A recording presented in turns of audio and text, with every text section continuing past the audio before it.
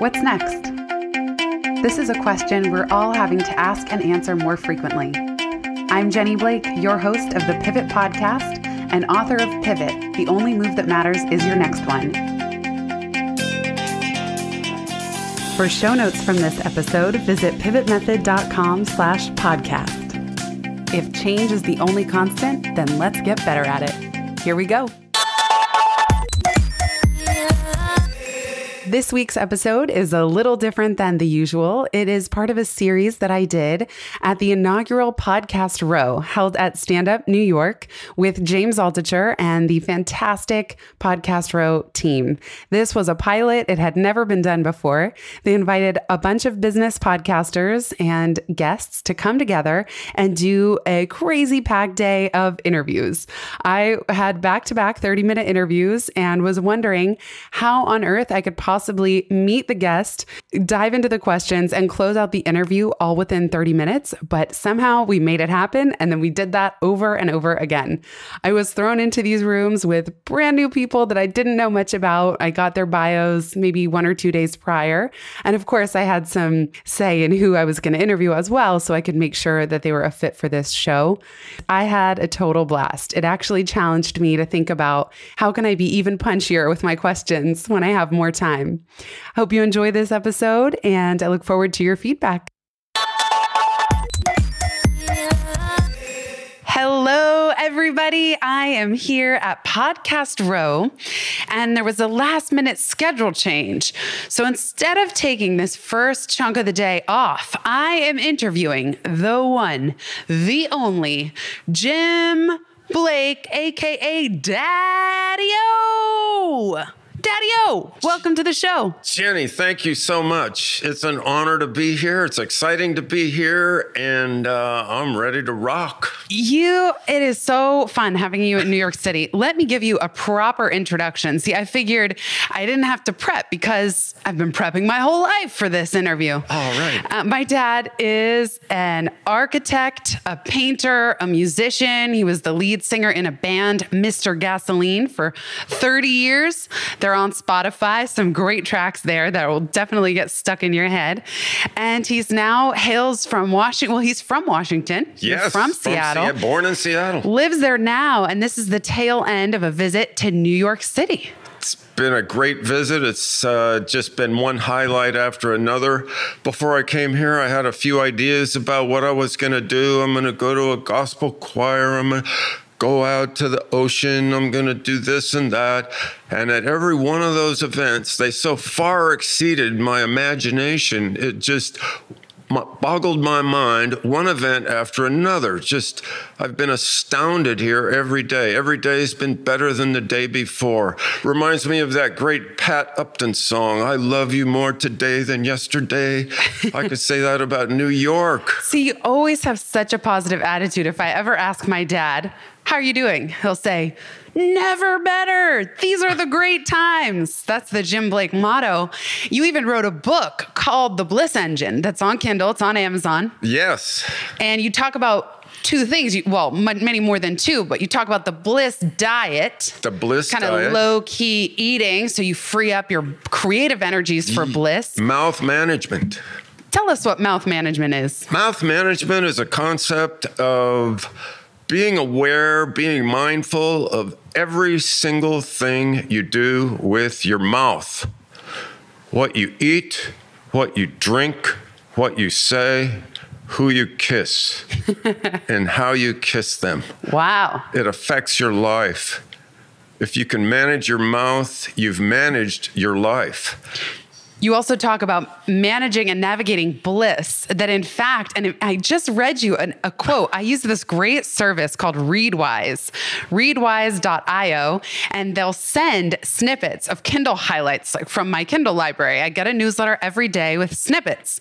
And while you were here in New York visiting, I got one from the Bliss Engine that was about casting your bliss net and not to make the holes too big, not to only go for big bliss items. Yes. I'd love for you to tell us about that, casting your bliss net, but also this notion of managing bliss and our capacity for bliss, as well as knowing about the bliss crash? Wow, those are great questions.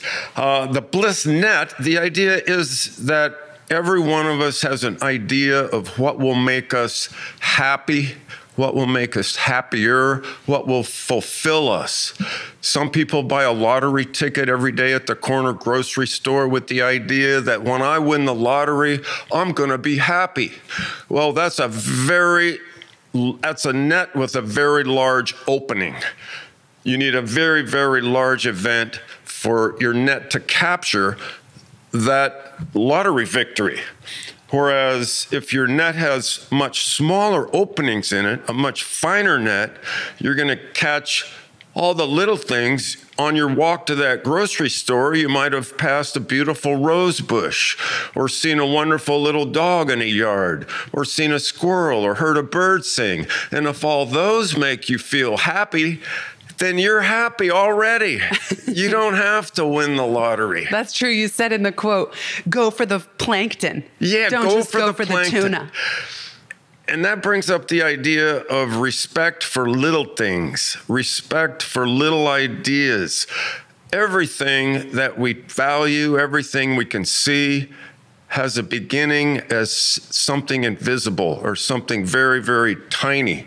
A redwood tree began from a grain of pollen that could get trapped in your nose and make you sneeze. So part of living is finding small things to nurture, finding small things in your own life that you can nurture into larger things. Let's say you want to be a Broadway star. Well, if you can nurture the small steps to becoming a Broadway star, or let's say a Broadway lyricist or a writer of Broadway plays, you would start by maybe writing little one-page stories or a one-act play or an off Broadway play, something small, something manageable. So the idea of plankton is to have small things that grow into big things. Don't expect the big things immediately. For one thing, you lose out on a lot of the fun that's to be had from managing small things and appreciating them on a daily basis. So the idea is to appreciate the small things, the things that are available to you. I love that. You've always been so encouraging. It's one of the things I feel luckiest, and one of the big privileges of my life is that you've always been extremely encouraging of anything I wanted to do. And if I even told you I want to be president of the United States, I have this feeling that in your mind, you would think that that's 100% possible. Absolutely. Without question. It's really a gift to have that kind of encouragement. And it's not just words. I get the feeling you really believe it. And I'm wondering how you developed that mindset. One of the most powerful parts of the Bliss engine is you talk about your childhood, and that you had a very chaotic childhood. Very chaotic. Chaotic family life. You moved a lot. Maybe wasn't it 14 times in one school year? Well, I went to 16 different grade schools before 10th grade. You even wrote a memoir about the age, when you were age 10. Age 10, yeah. 300 pages of memoir of 1 year of 5th grade. So how do you go from having such a sort of chaotic upbringing? It was you and your 3 sisters, and I don't know, leaving the house. And then, because some people in those circumstances might feel a little lost or down on themselves or unsure about how to navigate their life without having real structure on the home front. And how did you become such an optimistic, cheerful guy, appreciating all the little bliss moments throughout every day? That's a great question. I think the beauty of the chaos I experienced as a child, from my earliest memories to the day I graduated from high school, the day I left home, is that at the time, maybe half of those experiences were dark, chaotic, confusing. The other half were fine. I'm learning new things. I'm meeting new kids. I'm having these experiences in Australia and all around the United States. I'm learning what a Southern accent is as an 11-year-old. I live in Southern Idaho in the desert. I live in the mountains of the Cascades where it snows 500 inches every winter. But as I get older, the chaos trained me so wonderfully for what it's like to be an adult in America that it's like winning the lottery every day. Oh my God, well, being an adult in America is schizoid, it's chaotic, it's enough to drive you crazy. And I'm so well prepared for that. So I just feel like my background and all the chaos of my childhood was a wonderful training for life in America. But you channeled that chaos, because even still, I think you could have easily gotten addicted to something or gotten into drugs, or, many people with a similar background to yours wouldn't have really landed on their feet so well. And I know art and the creative process has been a huge part of that. Yes. But what was that kernel within you to transform your experience and have you say, wow, I'm so well prepared for the world, instead of feeling the opposite? Well, number one, I think the biggest reason was that I grew up in a household that was plagued by people with substance issues. So I could see the destructive effect of alcohol, various prescription drugs, and this and that right in front of me every day. It was making people unhappy. I came of age during the height of the hippie movement. All of my peer group were experimenting with drugs. I just said, no, thank you. I've been there. I've done that for the last 10 years. I don't want to go there. I don't want to drink anything. In the Army, I don't want to go out and drink beer with the guys. I've seen beer. I don't want beer. I have my passions, my art, my drawing. I'm addicted to that. I'm going to do that every day. I'm addicted to adrenaline, exercise, running, working out. I feel great on these addictions that I have. They appear to be healthy addictions, and they're serving me well. I can stay away from all the crap that wrecks your health. My dad turns 70 this year. I hope it's okay that I just said that on the podcast. Yeah, that's great. I love being 70. And he walks 6 miles every night? 6 miles. And then are you still doing the 16 milers every now and then? Not too often now. I used to walk 18 miles a day for 3 years in Nashville, channeling my muses and writing song lyrics on those walks. I'd walk from my house that was way to hell and gone out Murfreesboro Road to the center of Music Row in the heart of Nashville, to the Nashville Songwriters Association.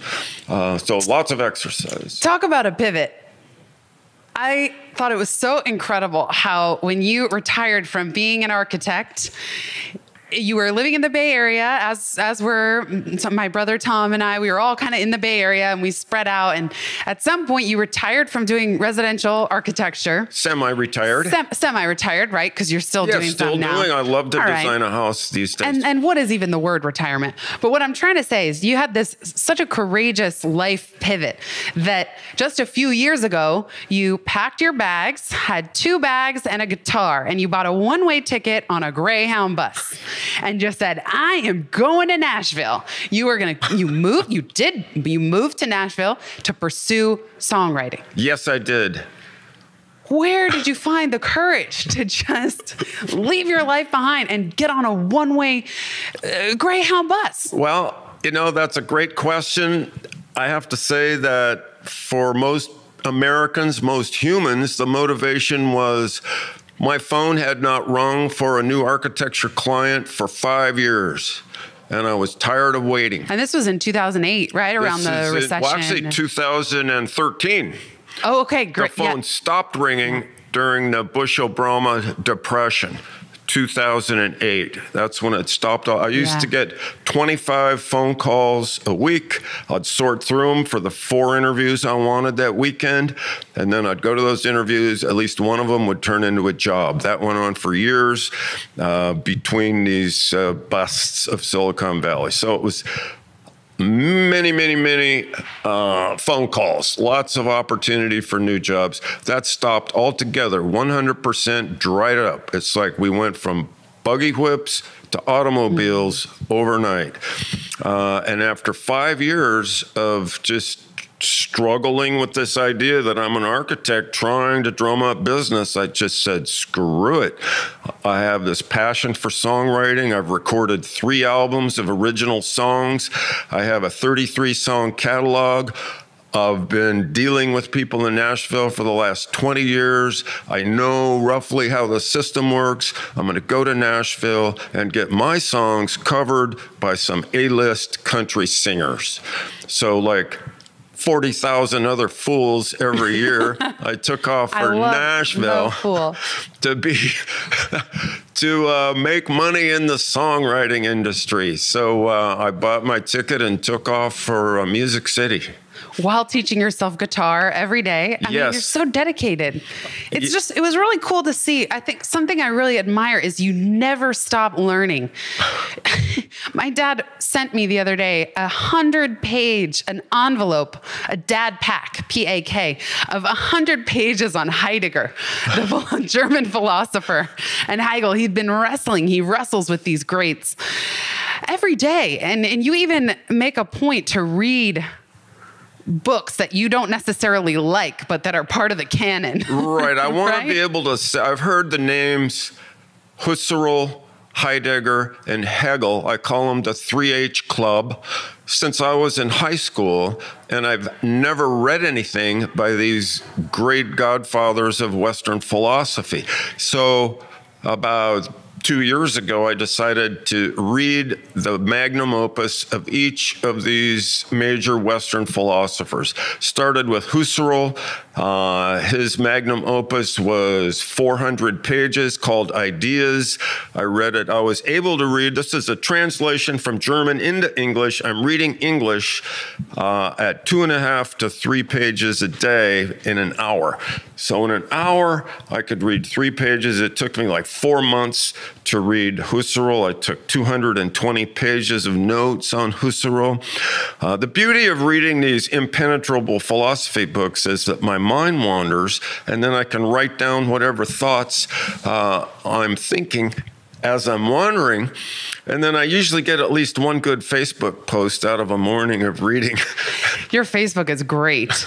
I'm jumping around a little bit, but one thing you mentioned about Nashville is you would record songs from the Muses. Yes. And I know that the Muses were right on your shoulder when you were in Nashville, that you were getting songs as downloads practically every day. You would go on your walks, 4 or 5. You'd have to stop walking. Yes. My dad always has index cards and pens in his shirt pocket.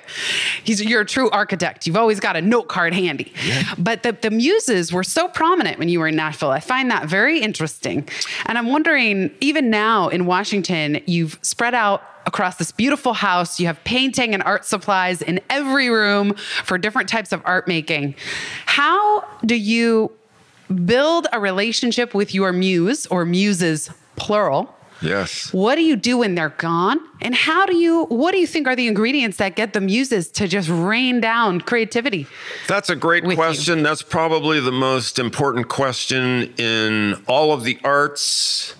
It's important to a sculptor, a painter, a dancer, a writer, a singer, anybody that depends on creative energy for their work,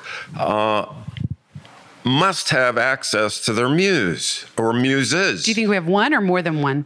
Or a muse in chief? I think I have more than one. I think I have an architecture muse, a song muse, a painting muse, unless there's one like genius muse out there that comes down in these various forms. But I think it's almost like a multiple personality muse that sends this information down to me.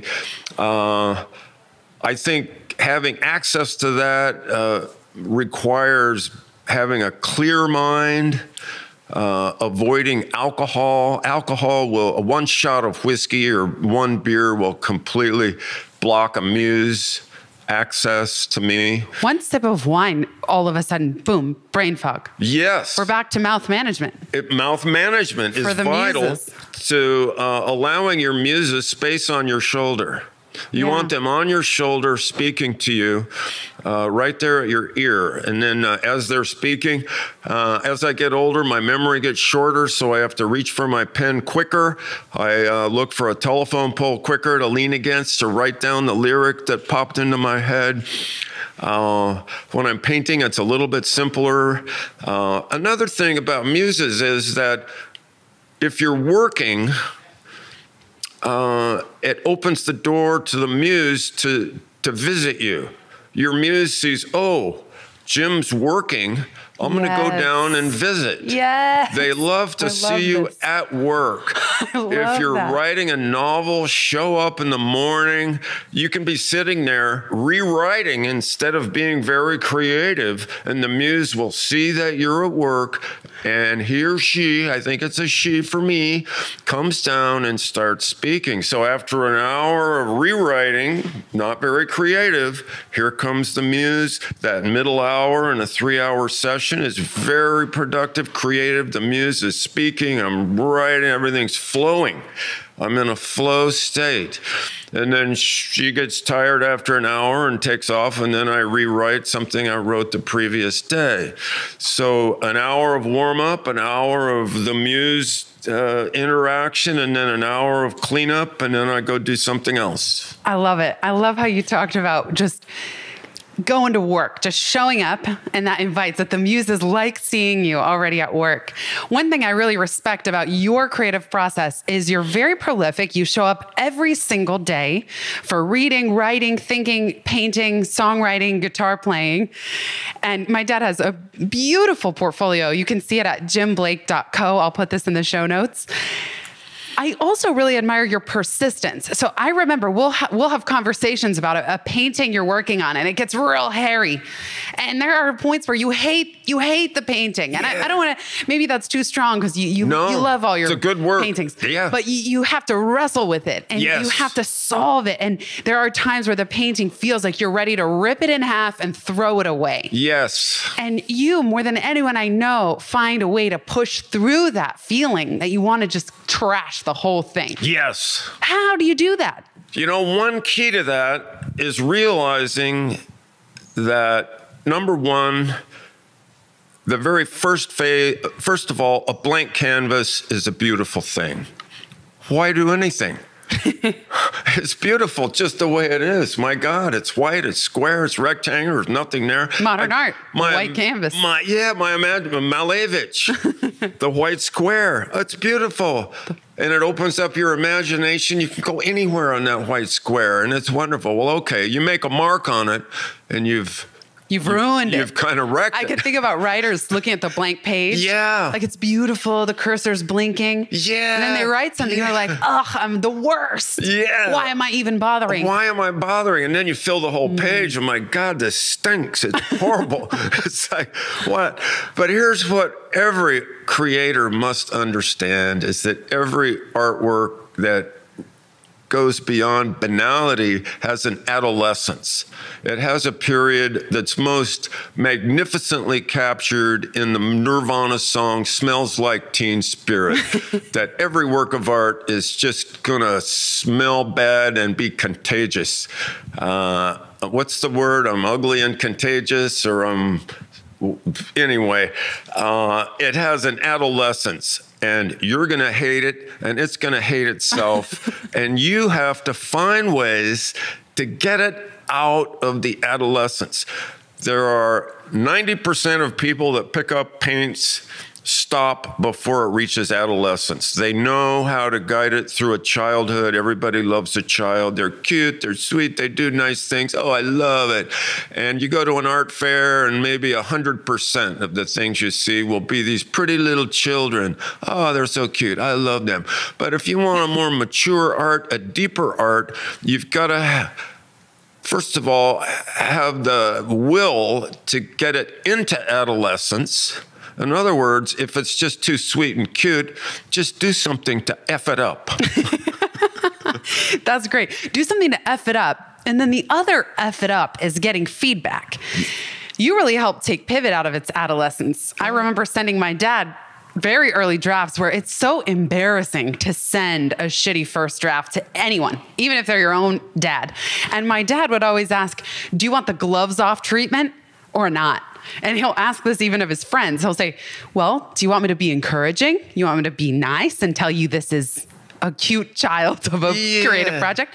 Or do you want me to take the gloves off? And when my dad takes the gloves off, it's intense. Jenny was very, very brave with Pivot. She just you're a great editor, and you ripped it to shreds. And I was happy, and it's a much better book for it. I learned so much from you in that process. That was an exciting experience for me to just get to work on it every day. One thing that you taught me is about Occam's razor. I think listeners would really benefit from this principle. Could you just give them a super quick 30-second version of what because we now have a shorthand. We'll say, oh, I'm razoring this. Yeah, Occam's razor. The simplest solution to a problem is usually the best solution. It's the true solution. It's there's a certain innate beauty and rightness about simplicity. And if something is more complex than it has to be to communicate its idea, then you take the razor to it.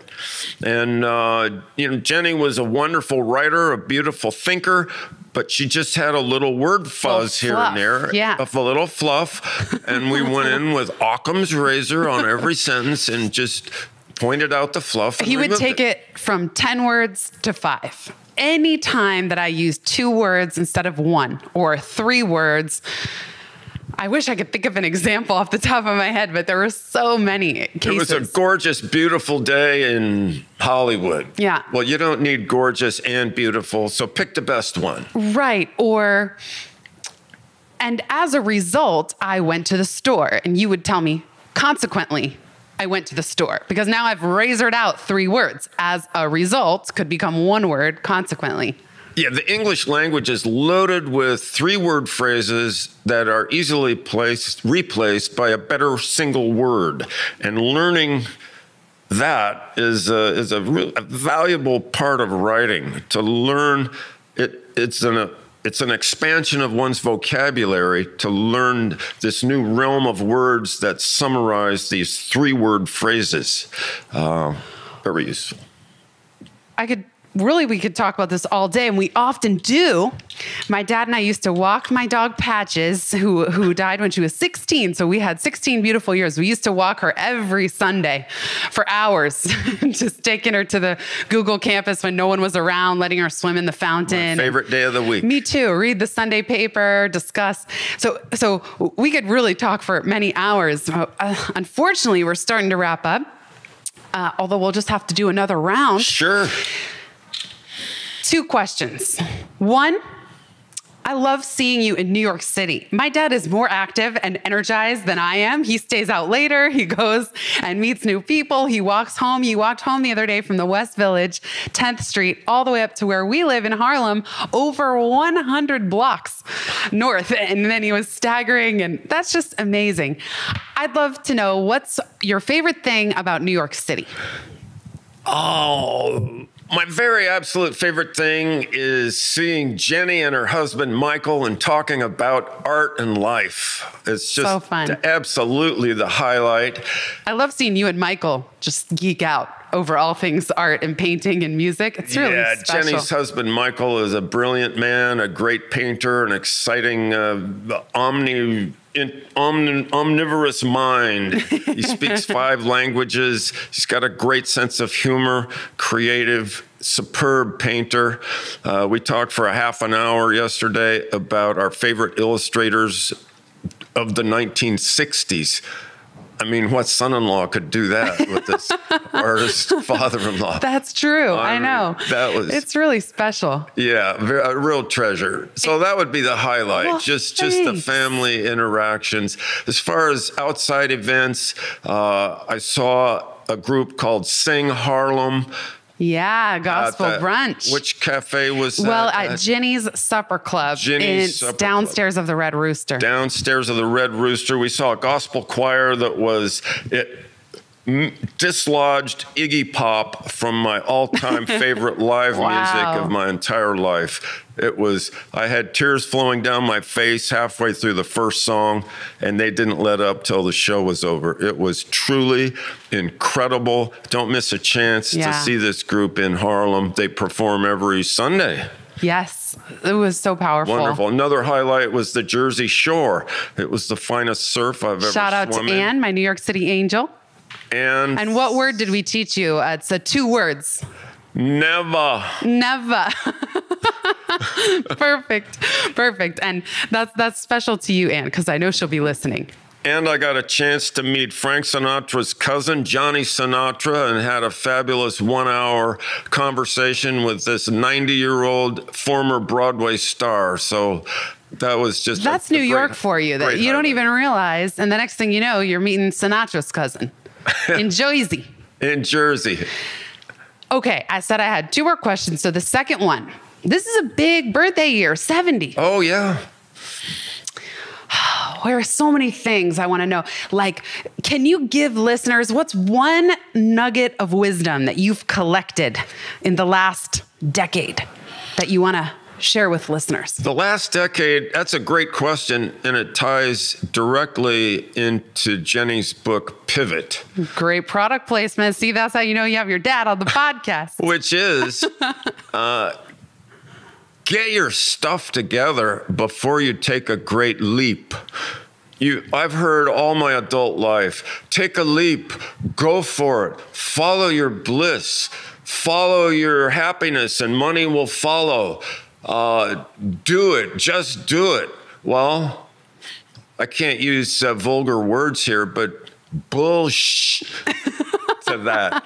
You've got to prepare before you take a great leap as an adult in this culture in the United States of America, or you're going to end up on your butt.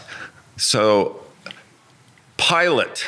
Yeah. Look around, prepare, get your bank account in order. Yeah. Get your small experiments. Get your small experiments going, and get your act together before you take that great leap to Nashville. Or I love it. Well, we just heard James Altucher get interviewed at lunch, and it made me laugh. He said a lot of people pick their passion and then later they try to monetize it. And he said, well, you could just as easily pick something that's going to make you money and then enjoyitize it later. That was so funny. That's great. And what are you most looking forward to in this next decade? The next decade, I'm looking forward to my granddaughters, Zoe and Kira, growing up. I'm looking forward to seeing Jenny and Tom find new avenues for their happiness and fulfillment. I've been trying for the last 40 years to discover a new direction in painting. I think painting is still a great aspect of contemporary art. It's not dead, it's alive and well. And I'm looking for a new swerve on contemporary painting. I want to invent something. Yes. Well, I can't wait. Daddy-o. Jenny. I can't thank you enough for being here at the last minute. My dad had no notice. I just said, hey, why don't I interview you in this time slot? So way to jump in and improvise with me. Fun. And more than anything, thanks for being the greatest dad on earth. Oh, wow. Thank you. I love it. I wouldn't be here without you. So thank you for all your love and support and coming all the way across the country to visit us in New York and even be here at Podcast Row. It's fabulous. It's the highlight of my life. You're the greatest. And these are the great times. Said by a true Jim Blake. Daddy-o, everybody.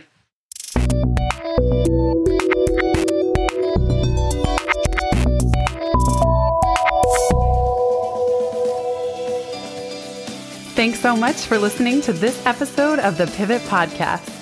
Make sure you don't miss an episode or my insider tips and templates by signing up for Pivot List, a curated twice-monthly newsletter where I share the inside scoop on what I'm reading, watching, listening to, and the latest tools I'm geeking out on. Sign up at pivotmethod.com/pivotlist. Get show notes from this episode at pivotmethod.com/podcast and connect with me on Twitter at Jenny_Blake. Remember, build first, then your courage will follow. Hasn't it always?